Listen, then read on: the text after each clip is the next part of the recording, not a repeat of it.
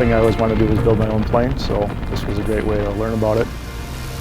You know, there's no cooler feeling of flying in the air in something that you've built yourself, and it really has become one of the most rewarding things that many of our customers have ever done.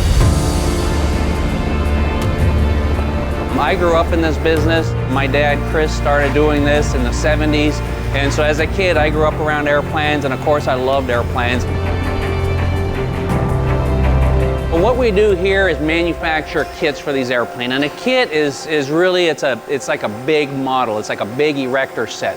Right here we manufacture about 600 different pieces here at the factory. We're here for the rudder build. I'm doing the cruiser, so I'm here to learn about it and see how hard it is to put together, and so far it's been very easy. The customer really only requires very simple skills, very simple tools to put together, so that in about 500 hours or about a year for the typical builder, they will have a finished flying airplane.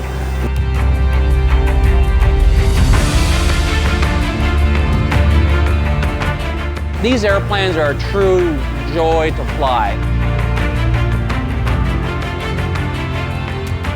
The visibility from these light aircraft is really quite fantastic.